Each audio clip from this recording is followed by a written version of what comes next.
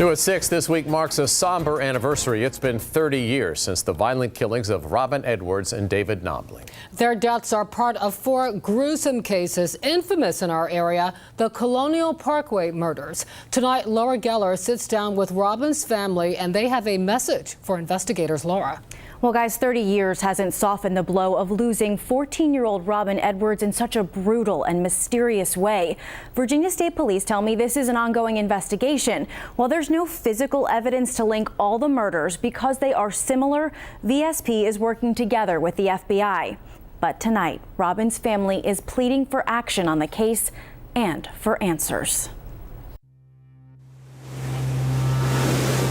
The saying goes, no parent should have to bury their child. It's just not supposed to happen that way.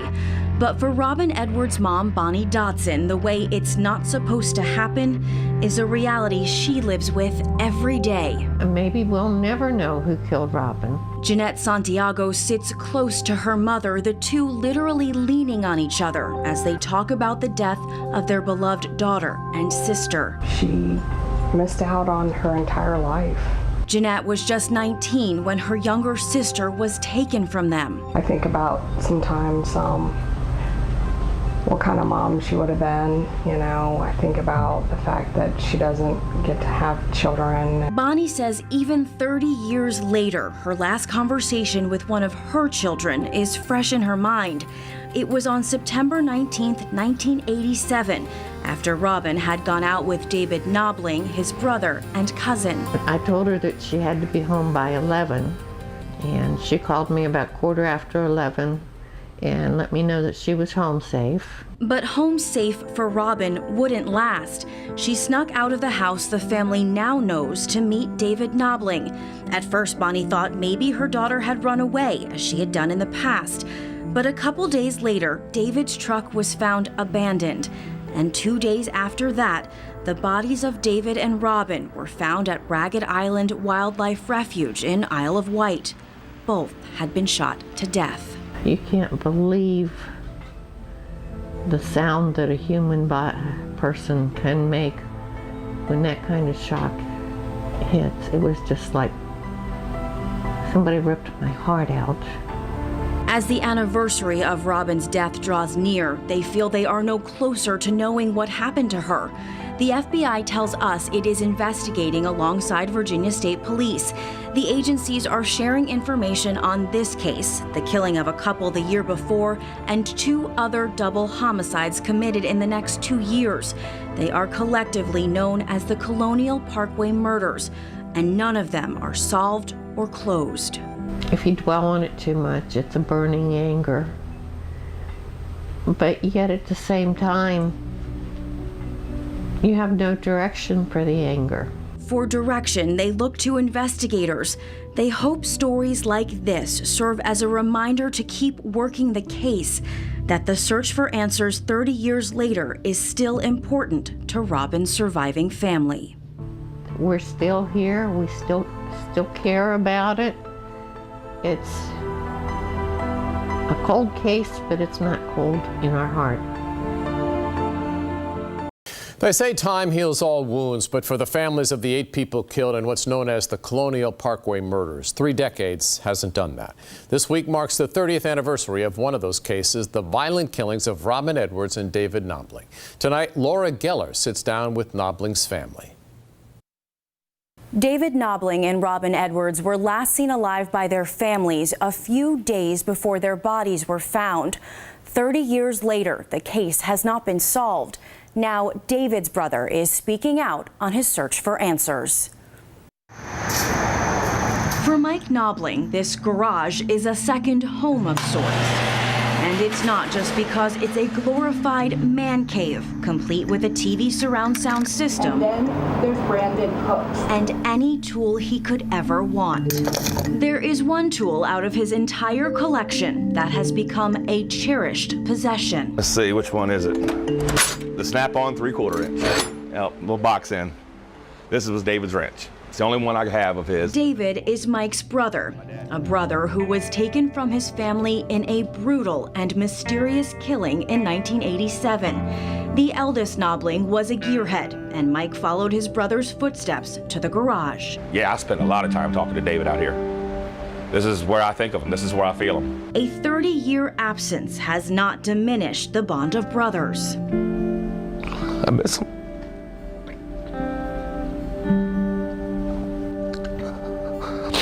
Miss him very much. David missed out on most of Mike's life, and Mike still isn't sure exactly what happened. It's hard. It's hard not having somebody to blame. You took my brother. You know, somebody to be mad at, angry at. On September 19th, 1987, the brothers went out with their cousin and Robin Edwards. Mike and David went back to their mom's house, the younger brother remembering their last moments together clearly. We sat out in the driveway smoking a cigarette, and then he left, and I actually got to say bye, you know, because he was pulling out of the driveway as I was going back in, and that was the last time I seen him. David met up with Robin again. A couple days later, his truck was found abandoned, and 2 days after that, their bodies were found at Ragged Island Wildlife Refuge in Isle of Wight. Both had been shot to death. It was horrendous. It was the worst day of my life, for sure. The night David and Robin were here at Ragged Island, it was raining heavily, so there's concern any evidence at the crime scenes would have been washed away. So Mike has pretty much given up hope any evidence or the investigation will ever lead to an arrest. The FBI and Virginia State Police are working this case, the killing of a couple the year before and 2 other double homicides in the next 2 years together as the Colonial Parkway Murders. But Mike says communication with authorities dropped off as the years went on. Still, he hopes state police, the lead agency in his brother's case, will not give up. So you gotta master the playbook, you gotta work. In the meantime, in the absence of answers, he finds solace in his garage and his memories. That 10 minutes we spent on the driveway has comforted me for the last 30 years. State police tell me there is currently no physical evidence linking the 4 double homicides collectively known as the Colonial Parkway Murders.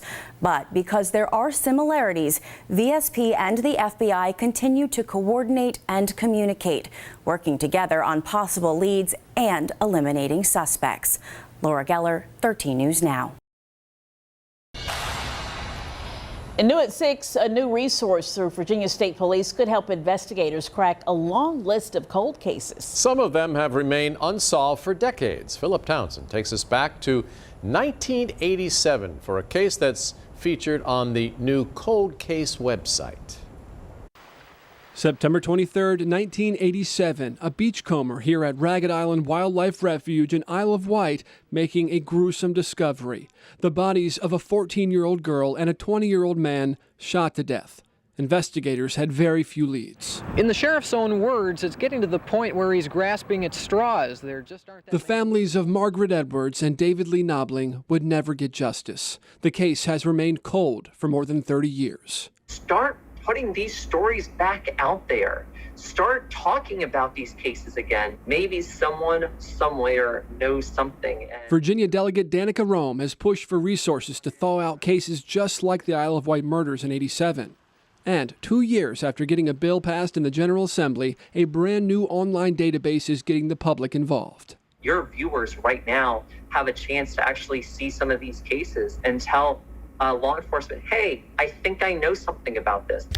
Coldcase.vsp.virginia.gov brings you to the Virginia Cold Case Database. Here, you can look up the unidentified, the missing, and the unsolved. Not only that, you can submit a tip directly from that specific case and see the agent who's on it. This will help investigators pursue new leads, helping families finally find closure. Even if we solve one unsolved homicide, that $100,000 investment of taxpayer dollars will be money well spent at that point.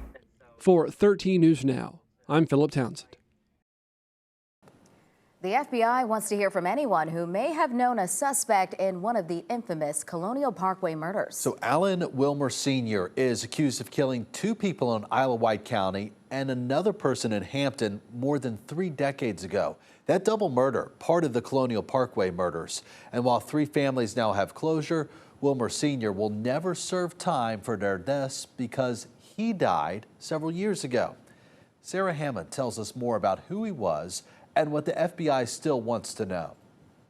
Authorities say they've identified the man they believe is responsible for killing 3 people in the 1980s. One of them a double murder that was part of the Colonial Parkway murders. They say the now deceased Alan Wilmer Sr. is the man responsible. Who was Alan Wilmer Sr.? The man now accused of killing David Knobling and Robin Edwards in 1987 and Teresa Howell 2 years later died in 2017. According to authorities, he was an avid hunter, a fisherman, and a business owner. Now the FBI says they want to know more. Our agencies are still working to reconstruct the movements and encounters of Alan Williams Sr. Virginia State Police say Wilmer was a 5'5" muscular man who went by the nickname Pokey. He owned a business called Better Tree Service. Now take a look at these pictures. He drove a distinctive blue 1966 Dodge Fargo pickup truck with the Virginia license plate EM Raw. He also had a wooden commercial fishing boat named the Denny Wade. Virginia State Police also say Wilmer had no felonies on his criminal record. So his DNA had never been obtained until it was necessary for identification purposes following his death. In a statement, Wilmer's family said the crimes come, quote, as a complete and horrific shock to them,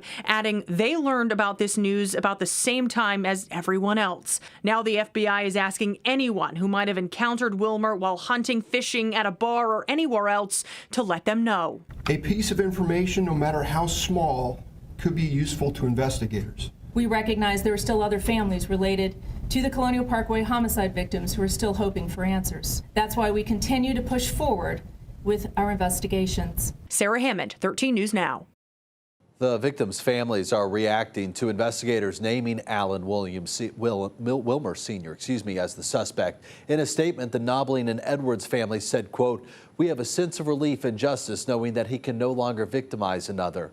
And Howell's family says in a statement they're grateful for the closure this brings, but that, quote, "Nothing will bring Terry back. The void left by her absence over the years is inexpressible."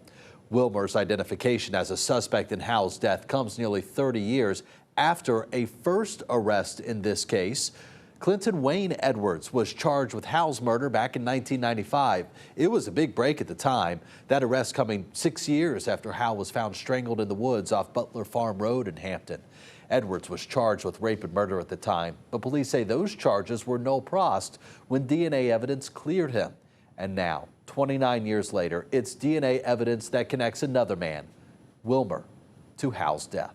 The murders of Knobling and Edwards in Isle of Wight County, just one of 4 separate double homicides, commonly called the Colonial Parkway Murders. Now, some are wondering if Alan Wilmer Sr. is linked to the other cold cases. Let's verify. Between 1986 and 1989, 8 people were found dead on or near the Colonial Parkway. In each incident, a young couple was killed, and the victims were either found dead inside a car or the car was abandoned, just like in the murders of Knobling and Edwards. But despite the similarities, Virginia State Police are not tying Wilmer Sr. to the other cold cases at this time. Although the similarities in these series of double homicides that spanned a 3-year period cannot be ignored, at this time, there is no forensic nor physical evidence to link the Isle of Wight County homicides to those other double murders. So we can verify that, no, at this time, Alan Wilmer Sr. is not connected to the other 3 double homicides, collectively known as the Colonial Parkway Murders. Now, I spoke with the families of the other murder victims who told me they're hoping people come forward with information that could help solve these cases. It's very difficult to wait 37 years for answers. Bill Thomas still has a lot of questions about what happened to his sister, Kathy Thomas. Kathy is one victim in a series of killings known as the Colonial Parkway Murders, and police say Alan Wilmer is responsible for at least one of the double homicides. But as the brother of a murder victim, I can't help but take some real joy in seeing families get answers. While police have not directly connected Wilmer to Kathy's death, her brother is hoping more information will be brought to light to help solve the other cold cases, now that police identified a suspect in at least one of the Colonial Parkway murders. Somebody here in Virginia has to know more about the history of this gentleman. The mother of another victim is also hoping people who knew Wilmer will come forward with information. Joanne Haley's daughter, Cassandra Haley, disappeared in 1988. The only thing that this thing can do, bringing it out, is shake the wool out of the trees. Because there's some people who know what happened, and they're just too afraid to come forward.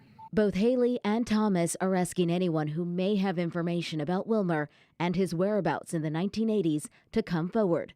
Need people to think long and hard about, have they ever crossed paths with this man?